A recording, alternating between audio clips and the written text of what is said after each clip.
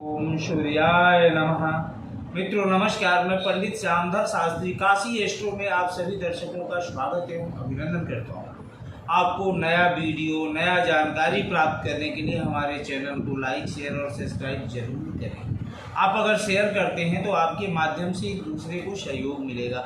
आज विशेष रूप से हम एक विषय पर बात करने जा रहे हैं, सूर्य के बारे में, जो धरती के निकटस्थ ग्रहों में से एक है। हमारे जीवन पर सूर्य का क्या प्रभाव पड़ता है, स्वयं से आप अपने कुंडली का विवेचन कर सकते हैं कि द्वादश भाव में सूर्य का क्या प्रभाव पड़ेगा। इस संबंध में हम बात करेंगे। जैसा हम जानते हैं कि मेष राशि में सूर्य उच्च का होता है और तुला राशि में सूर्य नीचे का होता है। तो जब भी सूर्य अगर उच्च का हो तो आपको सफलता को देने वाला, कार्य क्षेत्र में यश को देने वाला होता है, किंतु सूर्य वहीं कमजोर हो तो शुभ तो नष्ट होते हैं। तो हम जानते हैं अलग अलग भाव में, क्योंकि कुंडली में द्वादश भाव होते हैं, द्वादश भाव में किन भाव में सूर्य का क्या प्रभाव पड़ेगा, इस पर हम बात करेंगे।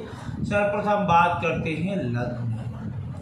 चूंकि लग्न में स्थित होने से सूर्य जातक को क्रोधी और स्वाभिमानी बनाते हैं और स्थिर चित्त वृत्ति का बनाते हैं और अत्यधिक दृढ़ इच्छा शक्ति वाला व्यक्ति होगा, यानी जो मन में ठान लेगा उसी कार्य को करेगा। ऐसे लोगों को डिगा पाना बहुत मुश्किल होता है। ऐसे लोग स्वयं के इच्छाओं से ही कार्य करते हैं। लग्न में जब सूर्य होते हैं तो व्यक्ति पतला दुबला होता है, बहुत मोटा नहीं होगा, किंतु संपत्तिवान होगा, आर्थिक दृष्टि काफी बेहतर होगा। सूर्य लग्न में बैठ करके सप्तम दृष्टि से सप्तम भाव यानी पत्नी को देखते हैं, जिससे पत्नी से संबंधित समस्याएं होती है। जैसे पत्नी शारीरिक रूप से कष्ट पाएगी या पत्नी हमेशा दुखी रहेगी। इसके अलावा जब ये नीचे के हो जाते हैं तो महत्वपूर्ण ये हो जाता है कि व्यक्ति साहसी या यशस्वी नहीं हो पाता, किंतु वहीं जब लग्न में बैठ करके सूर्य अगर मित्र क्षेत्रीय होते हैं या उच्च के होते हैं तो व्यक्ति ज्ञानी, यशस्वी, राजमान्य, प्रतापी होता है और महत्वाकांक्षाएं अधिक होती है। और महत्वाकांक्षाओं को पूर्ण करने के लिए साहस और वीरता जातक में देखा जाता है। तो एक दृष्टिकोण से अगर लग्न में सूर्य होते हैं तो जातक के लिए लाभप्रद होता है। अब हम बात करेंगे द्वितीय भाव यानी धन भाव, जहाँ से धन पारिवारिक सुख का विचार करते हैं। अगर द्वितीय भाव में सूर्य हो तो सूर्य द्वितीय में बैठ करके देखते हैं अष्टम भाव को यानी मारक भाव को। तो आपके जीवन में क्या प्रभाव पड़ता है, इस पर हम बात करेंगे, चर्चा करेंगे। जैसा हम जानते हैं अगर सूर्य उच्च के या नीचे के हों, अगर सूर्य उच्च के हैं, मित्र क्षेत्रीय हैं, तो जातक धनवान होता है, उसके पास संपत्ति होती है और धन का संचय भी करेगा।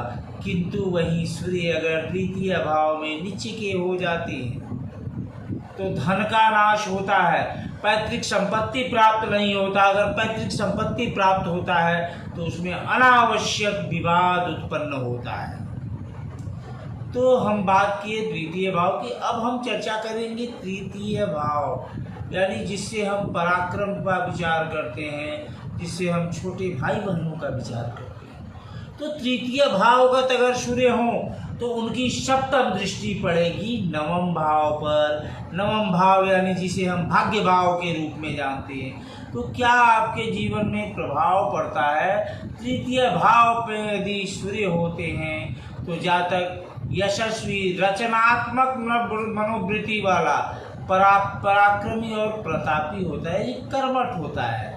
वह सदैव दूसरों के सहायता को करने के लिए तत्पर होगा। जातक बुद्धिमान भी होता है।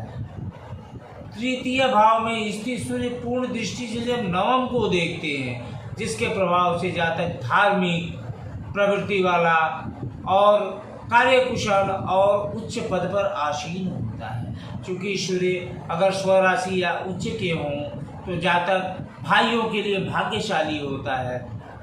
वह अपने पराक्रम से धनोपार्जन को करने वाला होता है। जातक को दूर देश में यात्रा करना पसंद होता है।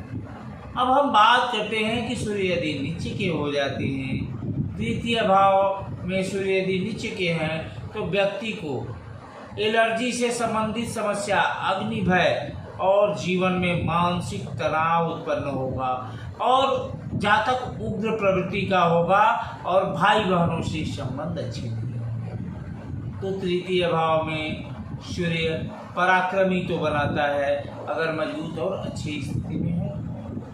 पुनः हम अगले कार्यक्रम में, अपने अगले वीडियो में हम बात करेंगे, चर्चा करेंगे चतुर्थ, पंचम और षष्ठ भाव में सूर्य का प्रभाव कैसा होता है। आप हमारे वीडियो को देखते रहें नए नए जानकारी के लिए, नए नए विषय के लिए, ताकि स्वयं से आप अपना भाग्य जान सके, अपनी चीज़ों को जान सके। पुनः हम अगले कार्यक्रम में मिलेंगे।